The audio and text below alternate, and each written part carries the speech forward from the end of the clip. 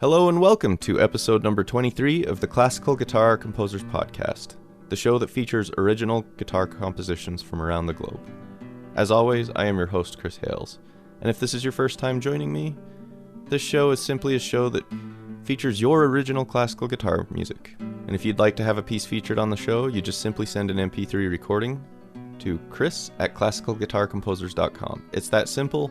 My only rule is that it features classical guitar, and that the guitar is real, not a MIDI-generated instrument. So, I'm going to get right into it today. We actually are going to have a short, condensed show, but nonetheless is going to be a great show. And that is going to be followed by another podcast.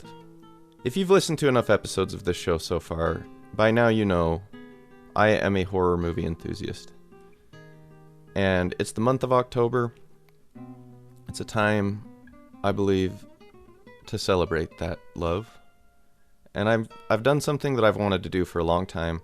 I have recorded a very fun conversation all around horror movies with my very good friend and colleague, Jeremy Showgren. Also hanging out with us was our very good friend, Parker Robinson, who many of you may know. He's been a guest on this show a few times before. And that's it. We have a fun little game. And the game is centered around horror movies. And it was a blast. I think you'll enjoy it if you like that sort of thing. And if that doesn't interest you and you're like, what's going on? I'm here for classical guitar. Don't worry. Like I said, we have a short, condensed, but nonetheless very good edition of the Classical Guitar Composers Podcast. So we're going to do the regular podcast, and then we're even going to do the outro music. And then if you're not interested in the rest, just turn it off. But if you want to have some October fun, I suggest you keep it rolling and hear where it goes. So, let's get right into the show. I'm going to start today with an email from our good friend in England, Martin Slater. He wrote, Chris, have had some time off recently in Cornwall and visited the fabled Tintagel Castle, supposedly where King Arthur was born. Whilst there, I actually met him, and he kindly gave me Excalibur in recognition of my descent from Irish royalty. Martin sent me a picture. I don't know, Martin, it looks to me like he might be holding on pretty tight to that sword. That's actually a pretty cool picture. Martin, can I post that on the website? I'd like to. Let me know if you're okay with that, and I will. And Martin also wrote to me, we might appear to ramble far and wide, but such discussions and imaginings are key for any creative mind. The actual act of creation will always be an individual one, with the more pronounced producing a recognizably individual voice. Listening to Etienne's music was a particular pleasure for me, as he seems to have followed a similar compositional path, namely the need to write from the soul without any immediate chance of sharing, and also using a similar melodic style. I may not have completed anything in years, but that is not to say I haven't randomly scribbled down ideas. One such dates from when I was in Ireland in 2008 for the Kavanagh clan gathering. This is located in the Leinster region of Ireland's southeast, sometimes known as the Garden of Ireland. The melody is cogently noted in E major, and I feel it must be the seed of my next project. Meanwhile, I am practicing some of my 8 preludes, which, when I have properly memorized them, I will get down to recording. Incidentally, you would not believe the effort it took me to get the pieces I've recorded down in mostly error-free single takes. Things got a little heated at times. Oh man, I know the feeling all too well. Since my last emails, I have spent a pleasant 5 days in Cornwall, which is as far southwest as you can go in England. This is how I had the opportunity to visit Tintagel Castle, the fabled birthplace of King Arthur, and very inspiring and dramatic it is. It has already inspired the British composer Arnold Bax to write his Tintagel tone poem. I probably won't be able to match that. As I have now taken ownership of Excalibur, anything is now possible, of course. Martin. Martin, you are the best, man. Thank you very much. That's great. Finding some kinship with Etienne's writing, which was very good. That's really neat. The music Martin was referring to was, of course, featured in the previous episode of this show. Go back and listen if you haven't already. As always, Martin, thank you. I really appreciate your emails and your contributions to the show. But I am going to keep this concise, so let's move right over to the music. Hopefully you've already got your iced tea ready. If not, it might be a good time to pause the podcast and go fill that glass. Rather than air anything new in a condensed show, I've decided to have somewhat of a clip show, if you will. I've chosen 4 pieces from past shows that I think fit the fall season very well. And I think a perfect one to start us off will be a piece called Leaves of Fall by Christian Heim, who resides in Norway. This piece goes all the way back to episode 9, Leaves of Fall by Christian Heim.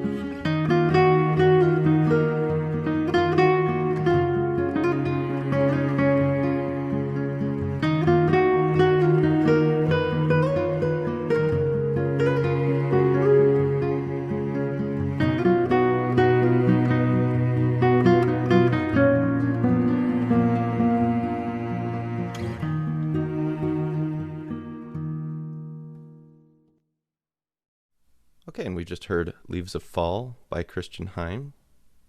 Speaking of fall, don't you love a good landscape painting? Especially one set in the fall. I know I love it when Bob Ross goes fall with his paintings. Start busting out the reds and the orange leaves. He doesn't seem to do it as much as like winter. I mean, if Bob Ross was Mozart, winter is the major key, fall is minor. He just doesn't do it very often, but when he does, it's awesome. This next piece comes to us from Lance Olivieri. This was featured back in episode number 12, and it is called The Painter.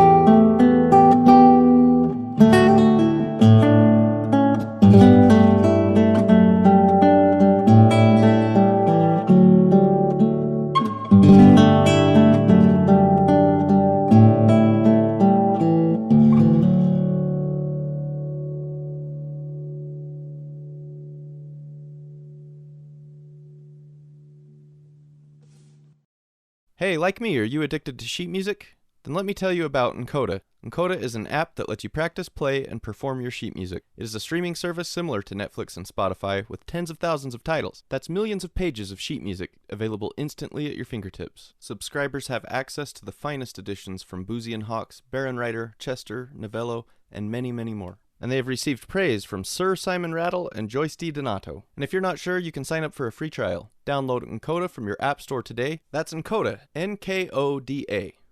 And be sure to let them know that the Classical Guitar Composers Podcast sent you. Alright, we've just heard The Painter by Lance Olivieri. Let's move a little later into the fall and go to Halloween. In episode 5, we featured a suite based on Homer's Odyssey. It was a guitar duo suite written by Travis Turcotte. Here's one movement from that called The Witch.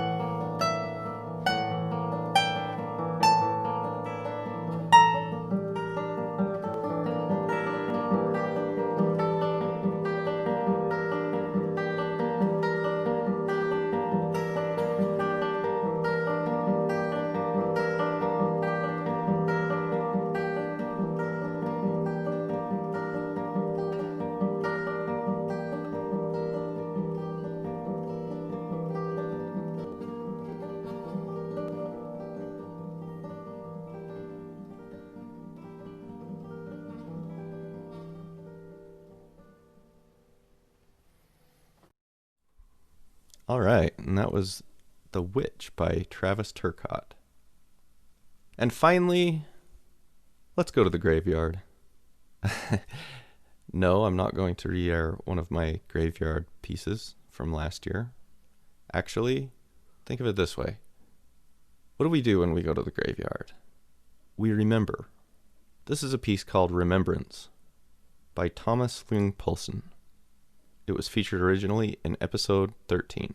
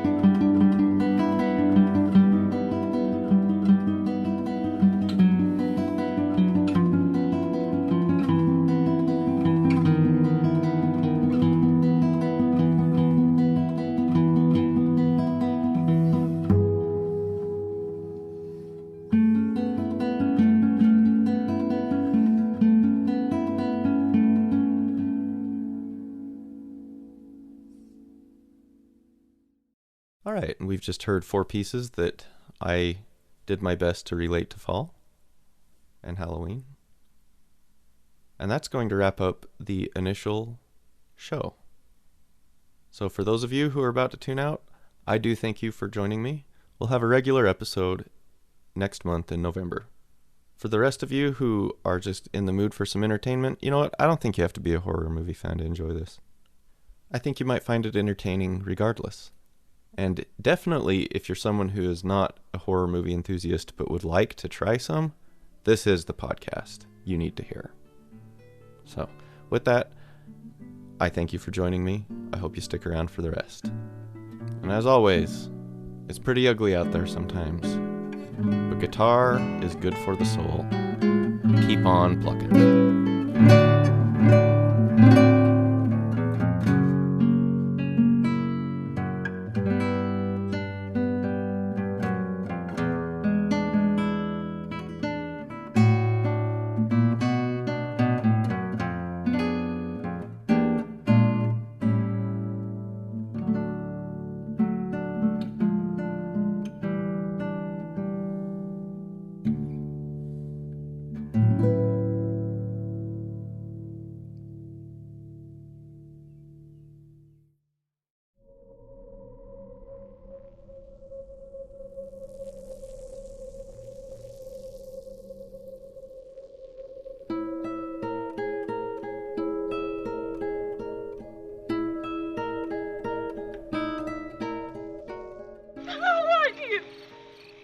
Well, I'm Mrs. Voorhees, an old friend of the Christies.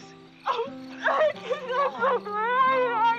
No. Dear, now, but I can't help you if you don't calm down. But she's dead, and he's dead, and oh my God, poor Bill, oh God. All right, come on, dear, then show. No.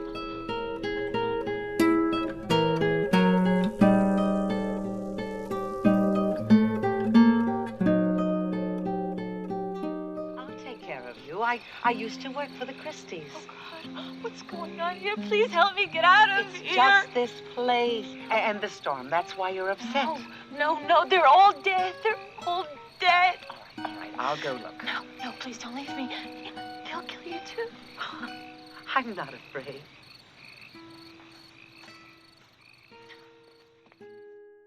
Okay, so here we go. This is something I've wanted to do for a long time, and that is have my friend Jeremy Showgren on the podcast with me. Let me introduce him real quick. He is probably the best sight reader I've ever met. He's a fantastic pianist. We work together. We've worked together for almost 10 years now. I've gotten to know Jeremy really well. We adamantly disagree on many things, and yet remain great friends. And one thing we do agree on is that we both absolutely love horror movies, and I don't think I know anyone else who has consumed as many horror movies as this guy. And his knowledge is deep, and that's what we're talking about today. And then I think most of my listeners already know Parker Robinson. He's hanging out as well. And so let me just do my best to explain what we're doing. What we've decided to do is have a fantasy football-like draft of horror movies. It's as if we're standing in a room that has the single final copy of every horror movie ever made, and we have a limited-sized bag, and we're going to take turns picking them to take home to watch for the rest of our lives. That's all you get. Yeah, and so we've kind of designed because if this is your bag that you get to take for the rest of your life, you don't want just, you need a good variety. And so we have essentially our team that we're picking. And we've come up with what we think is the good roster for horror movies. Well, you guys have done it separately, though, right? Right. Yeah. Well, no, I mean, we've agreed on... The pool that you're pulling from, at least? Well, the pool is any movie that's considered a horror Yeah, movie. Chris made a lot of suggestions for the pool, and then I added a bunch. Okay. Yeah. But then we're drafting our own teams. Okay. Yeah. Perfect. But the layout of the team, so like the quarterback of the team, I think just the absolute staple of the horror genre is the slasher. Okay. I would call that the quarterback. We're drafting 3 slasher movies each. Okay, I get it. That makes sense. All right. I think I understand the structure. Obviously, I am not qualified to be contributing or competing with you if it is even a competition. I'm facilitating the role of the village idiot who's just going to inquire and ask and wonder, you know? I think it's a competition. I don't know how I don't know how we determine the winner, but I intend on drafting a better bag of movies than him. What do I get when I win? I don't think you'll have to worry about that. Right. We can figure this out later. Yeah. It would also be worth mentioning for the listeners, I also work with Jeremy and Chris regularly and can confirm that they argue like this about this specific, topic pretty much year round, right? Like over the course of just this year, I think you have both talked about adjusting like your power rankings for different franchises multiple times. Yeah. So We this revisited the When you Friday say the 13th. argue, though, it's yeah. not like we're like fighting. No. It's It's good, true, it's healthy true. debate. Yeah. That's a better way of describing it for sure. Very healthy debate And about, discussion. Yeah.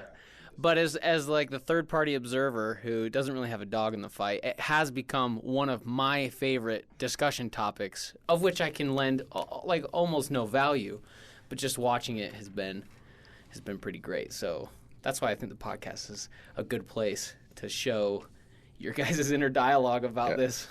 I mean, horror movies, because I've just inserted myself into my own podcast more than I originally intended to, horror movies are just a part of the show.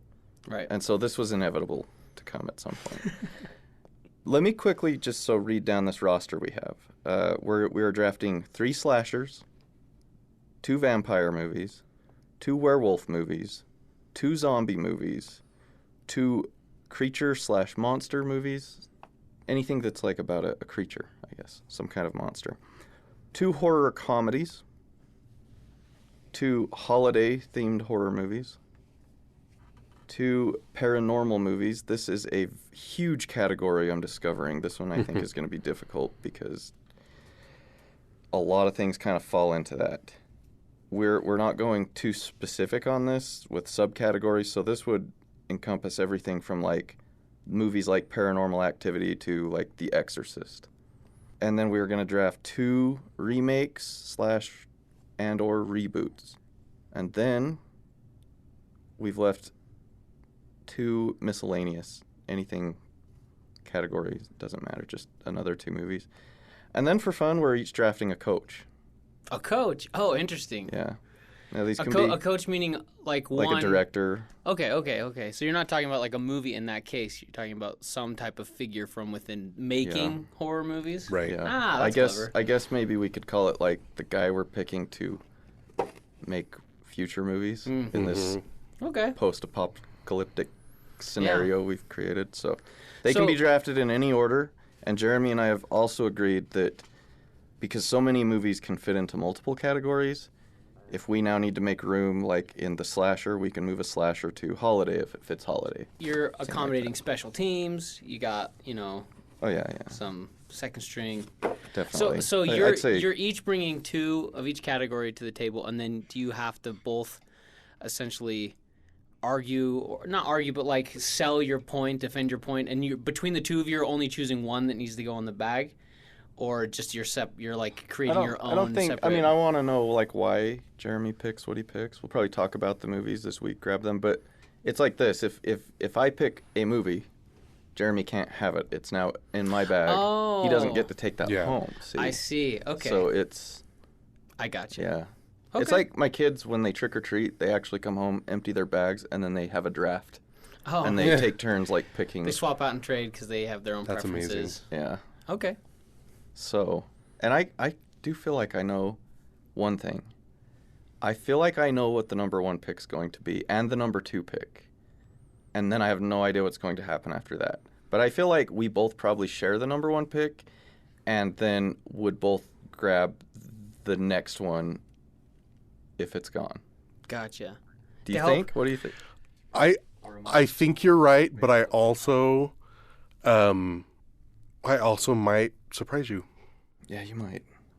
So It's going to screw up my plans if you... for the listener to set the stage, they both have stacks of papers, and I can't see what's on those papers, but I mean they're Well, like columns and lists, color coding, Well, this pens, is- papers, notepads. yeah. There's a lot going on to this. This has been very well thought There's out. a score for the Pirates of Penzance in my Exactly, lap. being used as a desk. Exactly. So, what do you guys like? How do you define what you would list as a horror movie?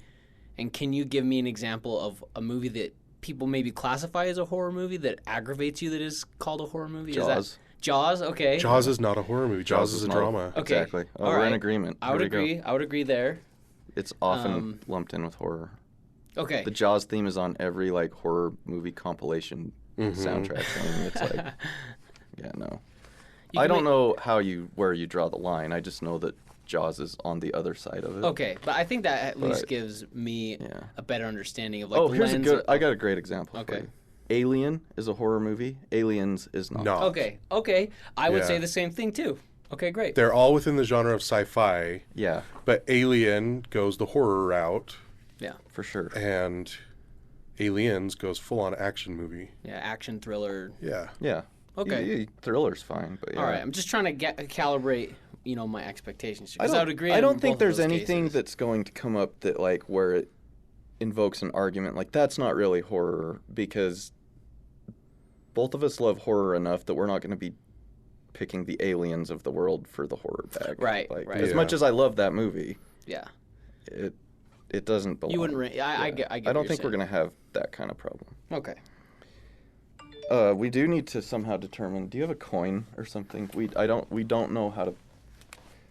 We could use A coin flip is what it's got to come down to decide who gets the first Dang, I pick. should have brought a hockey mask. Flip a hockey match. flip a hockey. Face up or face down. But it's not a visual good. podcast, so that would mean nothing to people listening. Here, let me see if I can find. Yeah, but they'll take our word that that's what it true. was. We're now flipping the hockey. There's a coaster up there. Got it. Does it have actual heads and tails on it? What? Yeah. I mean, it's got a lion and a 5. A lion and a 5, so the lion would be the head, I guess. Yeah. So we got it's 5 crowns then. Yeah, 5 crowns. All right. Let's see it. Let's see. I mean, let's have the flip. Oh, all right. I was like, it just showed Oh, it. I've seen one. Oh, okay. All right. So you're calling? We've all been there, Parker. Okay. He's calling the lion, right? Yeah, lion. Okay.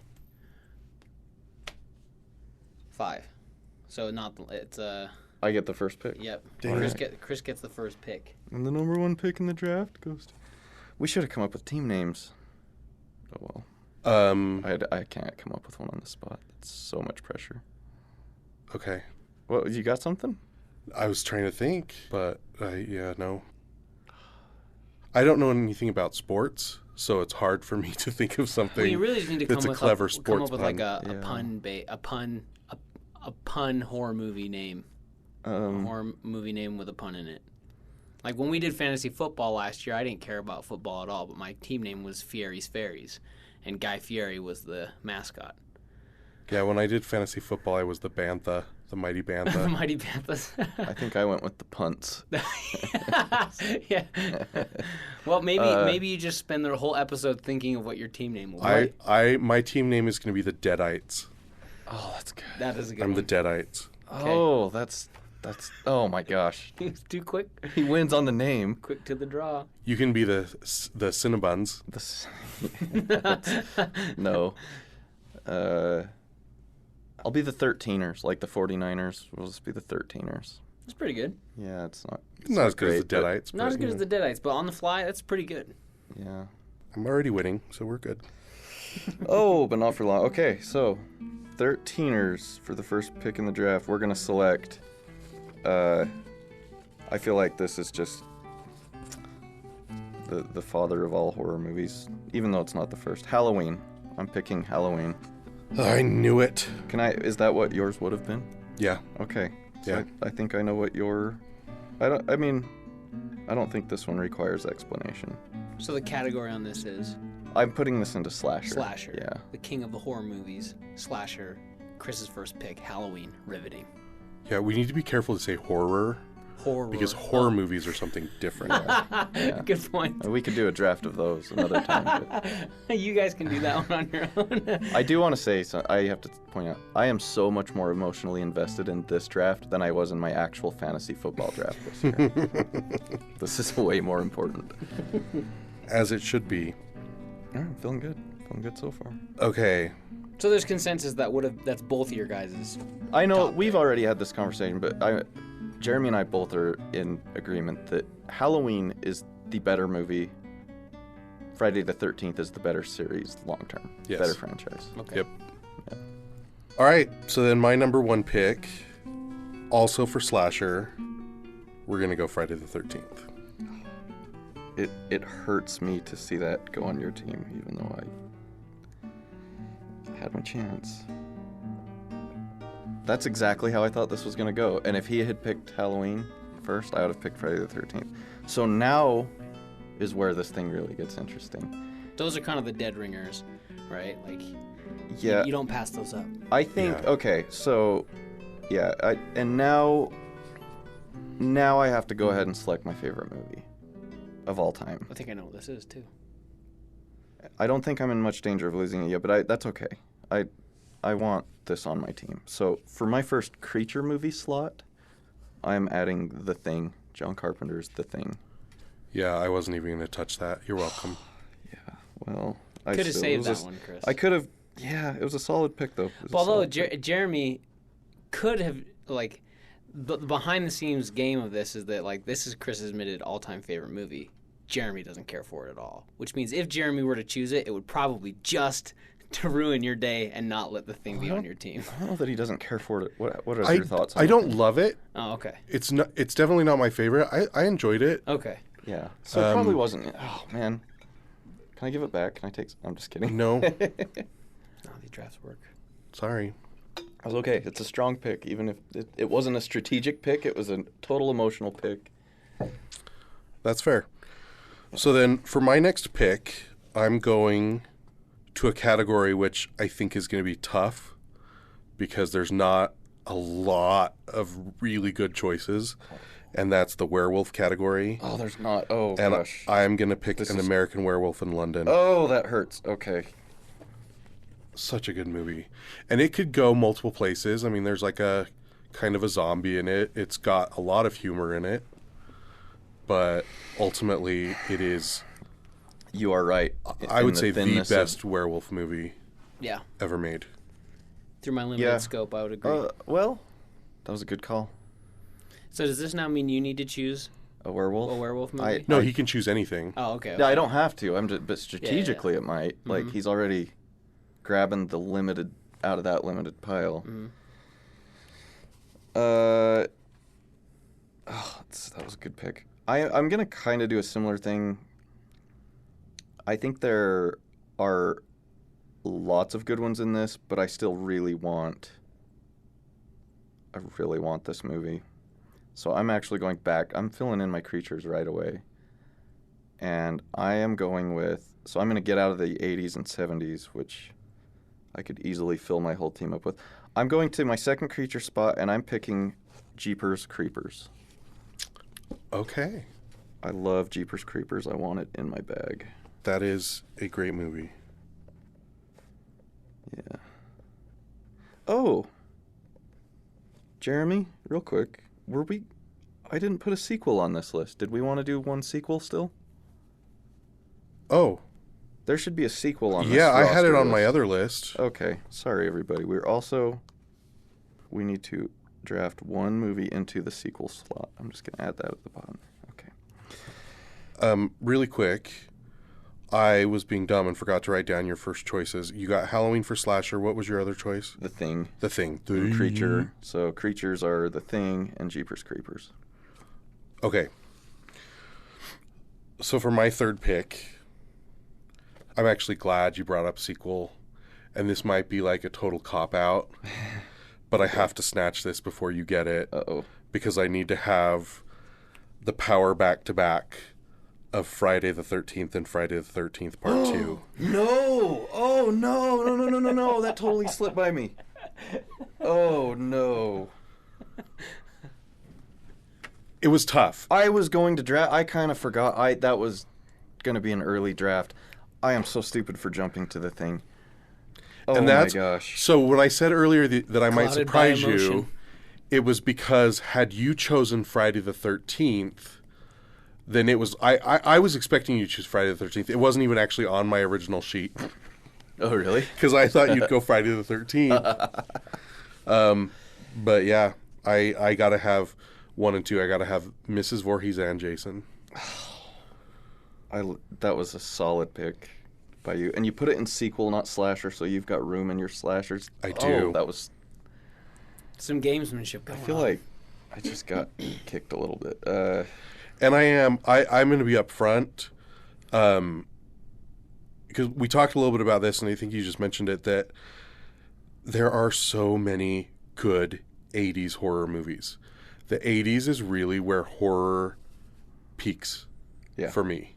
And there's been a lot of great stuff since, and there are definitely going to be some things, but I ultimately did not focus on what decades things came from. So as we go through, hopefully I'm not 80s, 80s, 80s all the way through. Yeah. But if I am, I'm not going to apologize, because 80s horror is the greatest decade.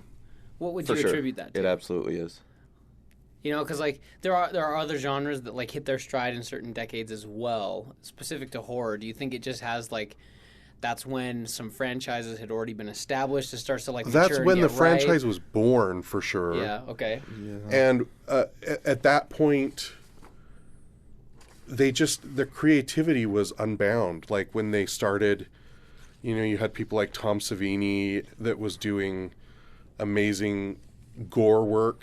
So you could say that like my gut would be that seems to be a sweet spot of when practical effects totally hit their stride. Totally. Yeah. Right before people got really into, computer generated effects. Like there's like a whole decade where like there's huge refinement on that before it pushes into, computer generated stuff. Absolutely. So maybe that's the peak of the practical effects affects, how saturated and good horror movies are, because it's no longer kind of a hurdle of, to Chris's point, The Thing, right, is John Carpenter's stuff is just some of the best the effects in that are practical amazing. effects stuff, but even stuff that doesn't have creatures in it too. It also, here's another thing Jeremy and I have talked about.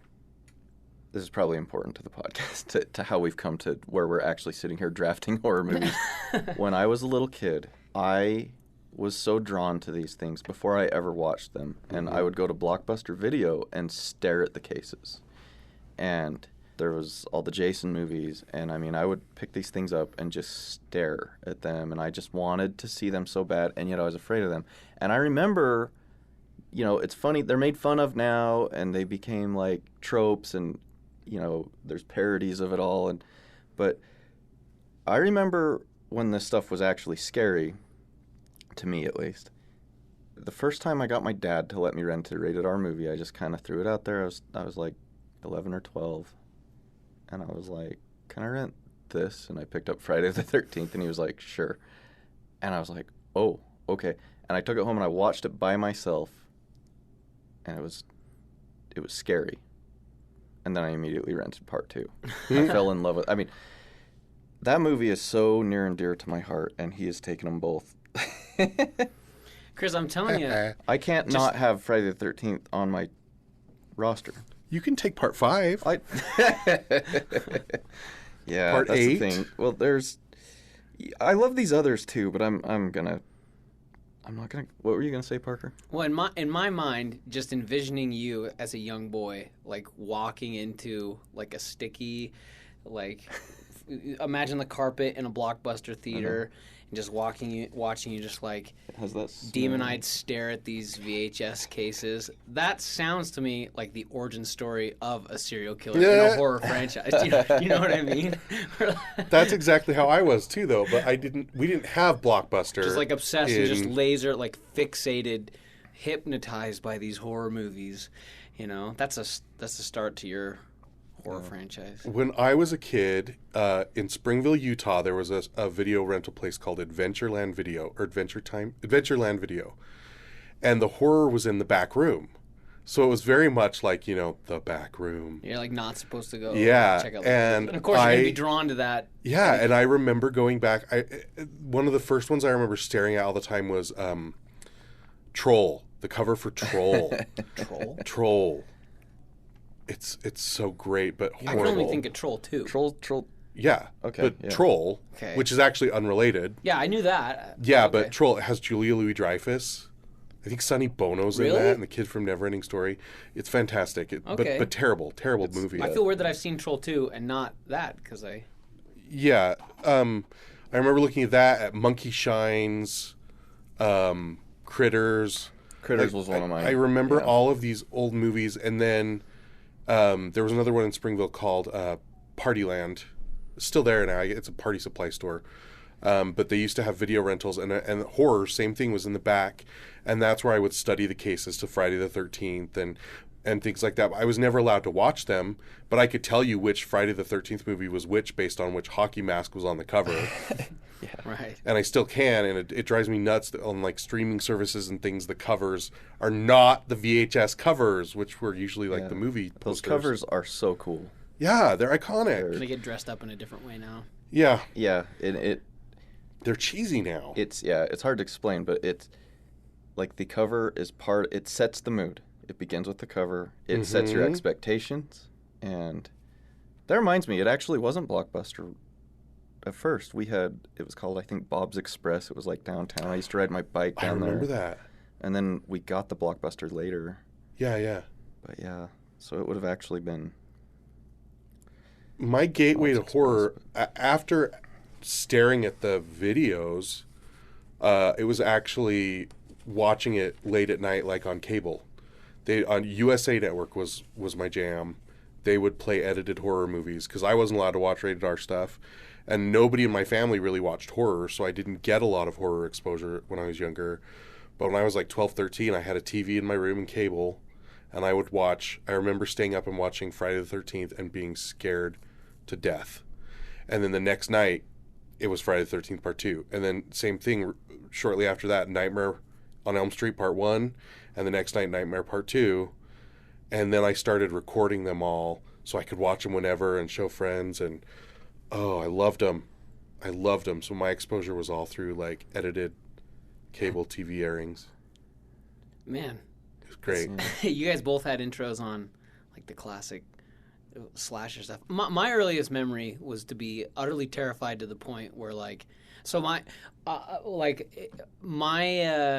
first scary movie ever I remember watching would have been Alien, and I like snuck out of my bedroom one night and just my dad was just there watching it, right, and he had it on, I think, VHS, and I knew nothing about it, and I was more interested in just being awake. Right, like I kind of, I was young. Like, well, I don't know. I was like maybe 8 or 9. Be honest, you were 17. Yeah, this is when I was 27 years old, and so 8 or 9, I just wanted to be awake, right? And so I like kind of snuck out, and like right in the opening credits of it, and he just let me watch it with him, and I fell for what that movie does, hook, line, and sinker, in that it just plods.